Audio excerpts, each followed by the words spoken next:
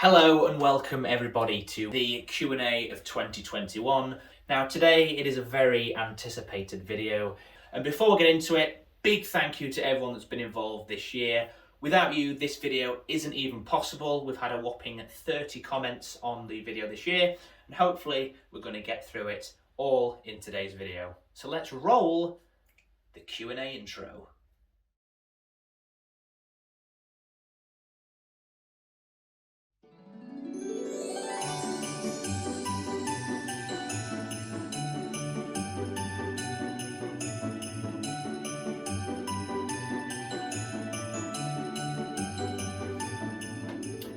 Welcome everybody to our Q&A of 2021. Now, unlike most years, this time we're going to be doing things a little bit differently. So because I've had such an influx on the questions this year, what I want to do is give each person that's got involved their own little sweet section of today's video. So we're going to be going down in name order. And we are going to be starting off with Sparkles Glitter. And your first question is, would you ever go on holiday for Christmas? The very easy answer to this is yes. Me and Kayla have always talked about wanting to spend Christmas on holiday or in, say, a different location. The first one that came to mind was Australia. Now, we have got some friends that do live over in Australia and they've spent Christmas there over the past few years. They're always sending us pictures of being on the beach, having pool parties, because essentially it is summer over there, whereas over here it's freezing cold winter. And it's nice to see kind of the two different opposite ends of the scales. So that's the first place. The second place is more of a personal choice for myself, and that is somewhere that kind of has the northern lights. So somewhere like Norway or Iceland. I wouldn't mind going there. It's it's different to what it is here. Although it is still winter, it is a lot nicer. So yeah, Iceland, Norway and Australia are places that we'd like to spend Christmas on holiday. Your second question is, do you and Kaylee take it in turns to spend Christmas at each other's families? Not really, no. It changes every single year. Obviously, before me and Kaylee got our house, we wouldn't really see each other on Christmas until Kaylee would come up to the buffets. Since we got the house, this is only our second Christmas in the house, so we can't really comment much on this. But last year, both of our parents came up. Kaylee's parents in the morning, my parents in the evening. This year, Kayla's parents in the morning, and then me and Kaylee are going to go to my parents in the evening. Probably play on the Switch, open some more gifts, have a few little nibbles, and go about it like that. So thank you, Sparkles Glitter, for your great questions. So next on our list is Steve Jones. Now this wasn't actually a comment, it was more of a statement, and he basically said that he's loving the vlogs and saying that I'm doing a great job. So big thank you, Steve. I'm glad I'm entertaining you through these cold festive periods. And yeah, thank you for that lovely statement. Next is Simon Owens, and he is asking, what is yours and Kaylee's first drink on Christmas morning? Now this question, when it first came through, we had a little bit of a debate. There are two different drinks that we both agree on. The first one for me is a nice mug of warm cup of tea. It's still warm. A little spoon, no sugar, standard tea bag, a little bit of milk. That's the way I like my tea. And obviously in the festive Coca-Cola mug. Whereas Kaylee would argue that it is Bucks Fizz.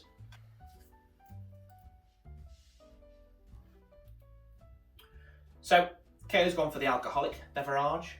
I've gone for the warm morning mug. So what would you say? Warm cuppa or tipsy alcoholic beverage? Let me know in your comments below. Next on our list, we have the questions submitted by Emily Gill. And your first question is, are you going to be participating in Christmas Jumper Day? If so, which one and why? Now, I will be taking part in Christmas Jumper Day, but for this question, I thought I wanted to go a little bit above and beyond and just discuss the Christmas clothing in terms of tops and stuff that I've got, and then we'll talk about Christmas jumpers at the end. So the first one is this one, which basically says, "Meh, humbug." It's got a picture of a sheep on it wrapped in Christmas lights, and he's basically a Scrooge. He doesn't like Christmas, wants it to be over and done with. That's the first one. I think I got this off a Christmas market. It was quite an affordable top when it came to it. Yeah, I just tend to wear it. It's not the warmest of things. It's quite basic material, so it doesn't really keep me that warm.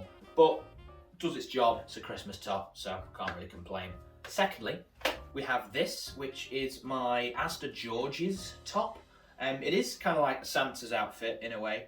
The only issue with this is that my beard and body style doesn't really suit Santa, so yeah. It's a nice top, but it just doesn't make me look really like Santa, essentially. So but yeah, it's nice, good pattern. It's a little bit different as well. I don't have many red tops, and it's probably the most Christmassy you can get when it comes to a top. So yeah, that's second. Thirdly, we have my Christmas shirt. Now, this only really comes out on Christmas Day and special occasions, whether it's like, say, Christingle service or Christmas do as well. I do like this. I don't wear it a lot. It does need a bit of an iron. And essentially, it's a navy blue shirt with Santa faces dotted all over it. So yeah, that's my third one. In at number 4, we have my woolly jumper. Now, this was the first Christmas jumper that I ever bought, and it has been my first Christmas jumper for probably the past 3 years. I think it was made in China, but I don't know where it's actually from. I thought it was Primark at first, but it hasn't got a Primark label on it.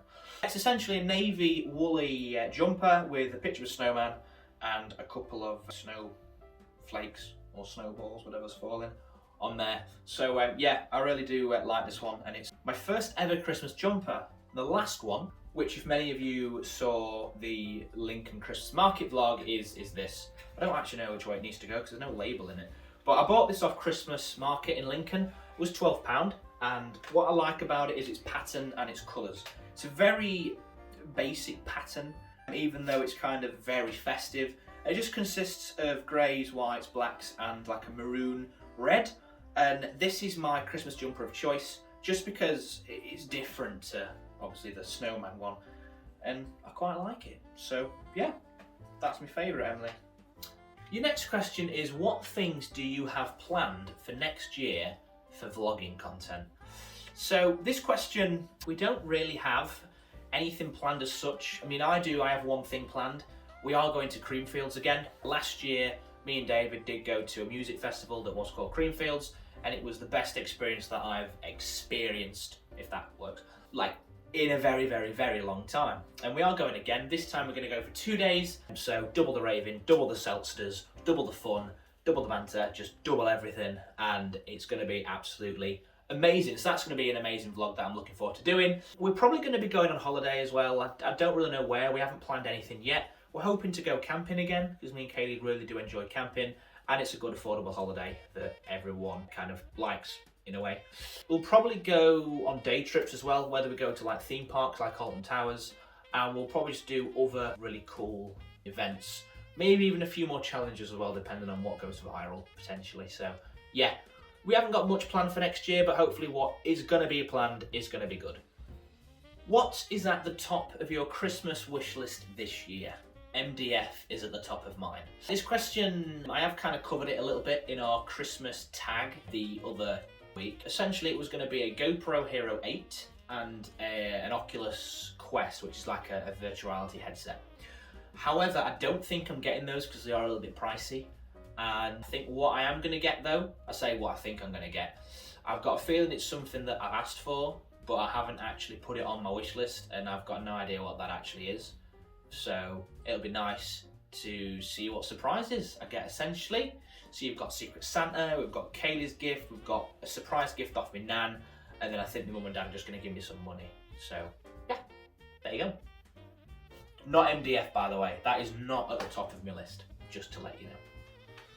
Your next question is, what are the dance moves that you're going to be doing at your Christmas party this year? Can you demonstrate?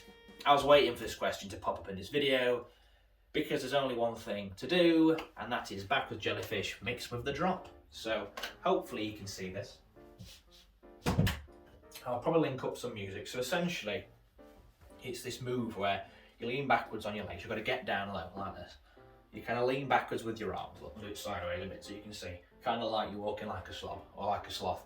And you get low, you bend around, then you ripple your arms like this. I'll probably link up some music to this, but essentially it's this. And then you've got to mix it with the drop as well. It's too early to be doing that, but essentially that is my dance move speciality that me and David invented at university. Your next question, if I was to make red cranberry sauce from scratch on a gas hob, what would the distance need to be between the hob and the extractor. Well, it's quite a tech. I'm out of breath from that last question.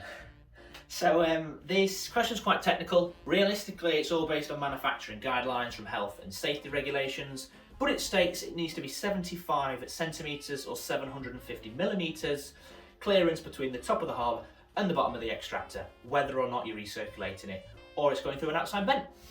And they are all your questions, Emily, so big thank you for those. Next on the list we do have Posy, and your first question is, do you and Kaylee want children? Yeah, we do. Very openly say yes. Hopefully in the near future rather than the late future. So yeah, nice question that. Can't really elaborate too much on it, but yeah, we do want kids. So your next question is, what have I bought people for Christmas? Now, obviously I can't really discuss this in too much depth because the people that are going to watch this vlog are going to know what surprises I've got in store for them this Christmas. But essentially there are a few people that I can talk about because they've bought the gifts themselves. The first one is my mum. She's bought herself for me to give to her a set of crocodile leather boots, I think they were. Got me dad a black polo top from Primark, as well as this watch off a market, I think it was, and some Lindt chocolate balls.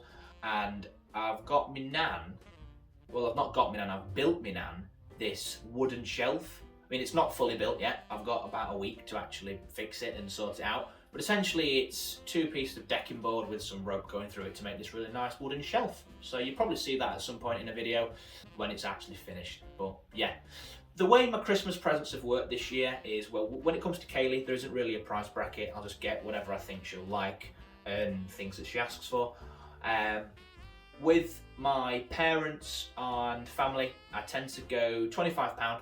I may go a little bit above that, but then obviously if they want something that's within the range of that, we can get it for them. So that's the way I work when it comes to Christmas presents this year and also last year. Okay? So your next question is, what is your favourite meat to have on Christmas dinner? And the easy answer for me is turkey. I find it a very festive meat. We don't tend to have it a lot. I mean, between chicken and turkey, I would pick turkey just because I have chicken more times throughout the year and then it becomes less festive. I'd definitely say turkey for that. And then the second part of your question is, what time do you actually have Christmas dinner traditionally? Now, we don't actually have a set time. It kind of depends on if we're having a starter and also what that starter is. For example, if we are having salmon, we tend to have like salmon starter with a prawn ring at 12 o'clock whilst the rest of the food is being cooked, and then we'll have our main food at 12:30. If we're having, for example, lobster, that takes about 5 years to actually make and prepare, then we probably wouldn't actually have a meal until 1 o'clock. If we're not having a starter, then it used to just be at 12. So yeah, it all depends on what we're having that year for Christmas dinner, really. But yeah, thank you for those questions, Posy.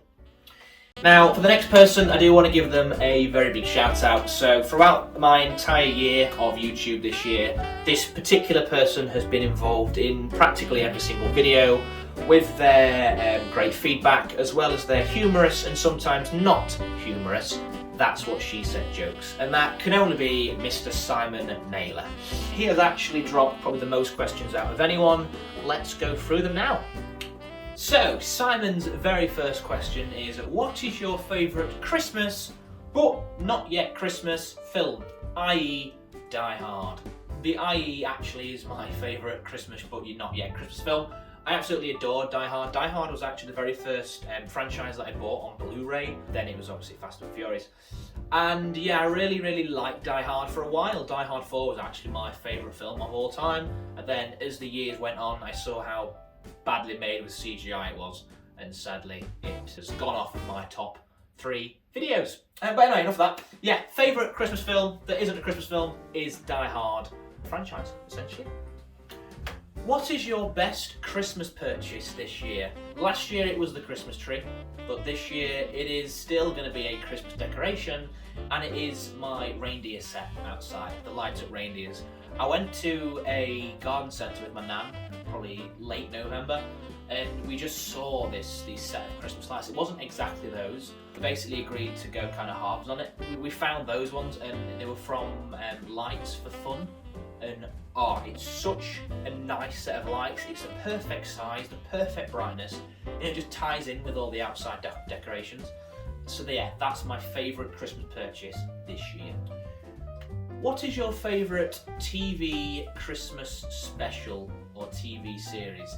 I don't actually have one, sadly, so I can't really answer this question for myself. Kaylee tends to watch Call the Midwife, the Christmas special. Her mum used to just watch Downton Abbey when that was a thing. When I used to follow Doctor Who, I always used to watch like the Doctor Who Christmas specials, as well as like just the soaps like Coronation Street or EastEnders. But yeah, I don't really watch much TV. It's more to do with like Netflix series and things. I quite like Christmas films over Christmas TV series. I don't have a favourite Christmas episode or TV series, unfortunately, Simon. Hi Adam, I would like to know your opinion on red cabbage for Christmas dinner. I was looking forward to this question because I knew it was going to come up. I think Emily also did put a reply to this comment saying that she wants to know the red cabbage story. There's a few people that do know the story, but for anyone that doesn't know the story, I've actually made a little song to hopefully signify what this is.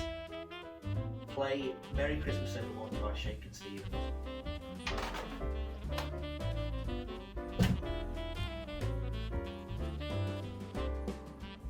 You see, gravy's falling all around me. Me dad's complaining about me mum. She overcooked the turkey and brought out the red cabbage. Merry Christmas, everyone. Now, so the actual story behind the red cabbage situation. So it was one Christmas where we was having Christmas dinner, and I think my mum overcooked our turkey slightly, and she also bought some red cabbage for the first time. Now, I wasn't a fan of the red cabbage. We also had a J2O glitterberry that year that was absolutely vile. So my dad was moaning that the turkey tasted like rubber. My brother was just there picking up fat off the turkey, and I wasn't a big fan of the red cabbage. Thinking about it now, we sounded very, very ungrateful, so I do apologise, Mother, if you do watch this. But essentially what happened, she had enough of all the complaining. She slammed her hand down on the table. She hit her fork. Gravy splattered all up the wall, hence the gravy falling everywhere. She took her roast dinner, her Christmas dinner, and ate it in the bedroom. And told my dad to stuff Christmas and ring me nan and tell her that it was cancelled. So yeah, that's the red cabbage story for anyone that didn't know. So yeah, there you go, Simon, as well as everyone else that enjoyed that. What is your favourite Christmas cheese this year? Now, many of you, if you have watched the Christmas Q&A from last year, know that Simon did ask me to review a set of cheeses, and we did spicy cheddar, we did double Gloucestershire, we did, I think it was smoky cheddar, and then we also did one that was like onion and garlic. And the favourite one was actually smoky cheddar, and I did actually buy some. So this is smoky cheddar cheese. And I'm just going to do, like I did last year, a little taste test. Got to get rid of this wax that's on it, because wax isn't edible. Just cut a bit off. Cheesy.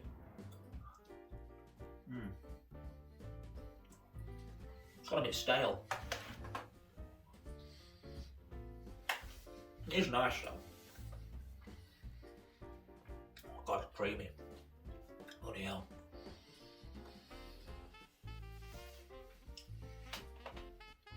So essentially I bought that to have on a Christmas themed toasty. I've not yet had one. To wash it down with some tea. Cold tea. Took that long to make this video, my tea's gone cold. He did put some of that cheese in those burgers that we made the other day as well. So we have got a little bit of use out of it, but there's still half a chunk left. So yeah, favourite cheese this Christmas is smoky cheddar. What is your favourite, cream sherry or cream fields? Now what's cream sherry? What is cream sherry?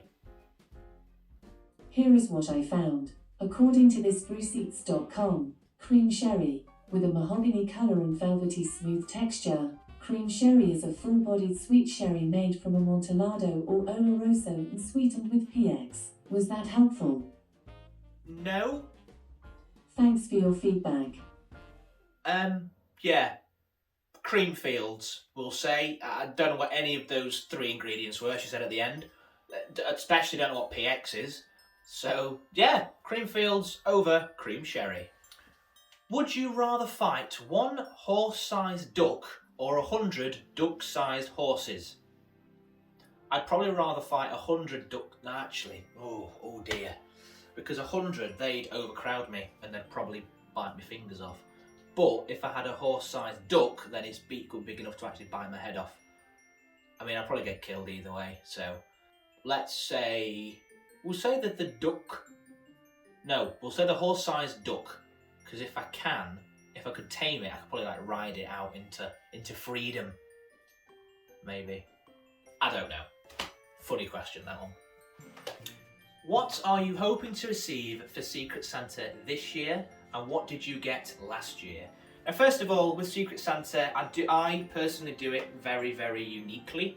So first of all, what I do is, based on the budget that we get, whether it's £15 or £20, what I tend to do is I will get that person's name and I'll buy them a gift for every letter of their name. So for example, last year, funnily enough, we had Simon. So for S, I bought him a Subscribe pillow. For I bought him some IPA beer. For M, I bought him some Mike and Ike's. For I bought him, I can't spell, some odd socks. And for N, we bought him a Nivea Care men's body set. So that's the way I kind of do Secret Santa. This year, I don't really have a specific expectation of Secret Santa, because it could be something that's edible, it could be something practical, it could be something offensive, humorous, or something that's complete and utterly different and something that I've never really expected to get before. So it could be absolutely anything. And in terms of last year, I believe whoever I did have got me this snowflake style drill set, and every piece of the snowflake was like its own drill bit. And it was really cool, and I also got like this little pulley thing that you attach to your belt that you attach that to. So yeah, it was really cool. So thank you to whoever bought me that. If you had to wash all your dishes after a full Christmas dinner, what setting would you need to use on a dishwasher and why? First of all, I'd recommend a full-size dishwasher. Wouldn't bother going for a slimline. Something that's got a good amount of capacity as well. When it comes to your features, you'd probably want something that will clean effectively, that's got a good energy rating to save on your money. Nowadays, well, you can get dishwashers that have built-in cameras and stuff that will adjust to clean your pots more effectively. If you've got children, you may want to use like an intensive wash feature, just so that you can clean more hygienically. And then you've also got things like a wine glass program, if you're wanting to kind of wash your glasses.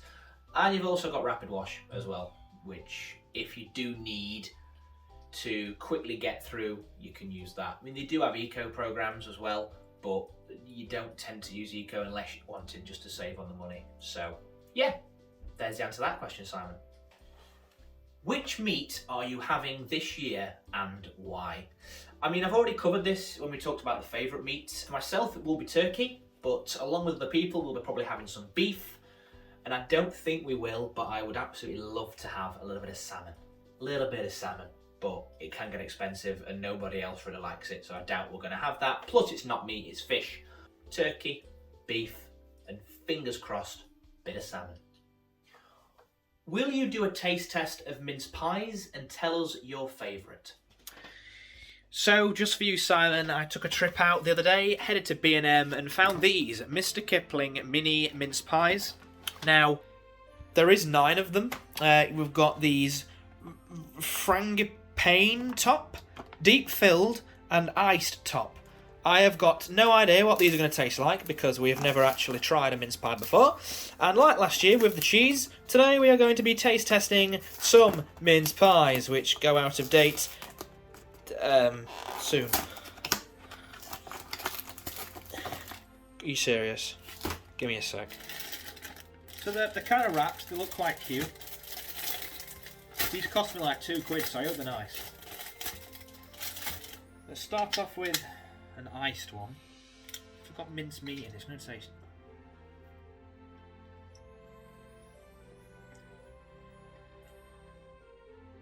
That's horrible.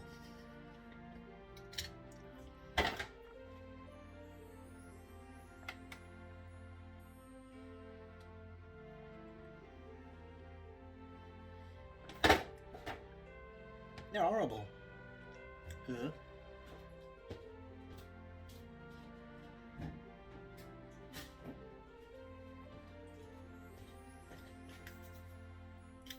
Well, there you go.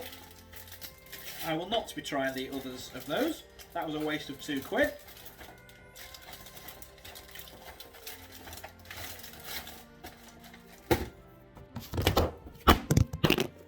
Mince pies are horrible. That phone drop was completely unintentional. And there we go, guys. That is it. We have come to the end of today's video. That has been the Christmas Q&A of 2021. A big thank you to everyone that has tuned in today's video, as well as the people that also took part with the questions. Big thank you to you all. I will see you all next time for another fantastic video. Until then, bye-bye.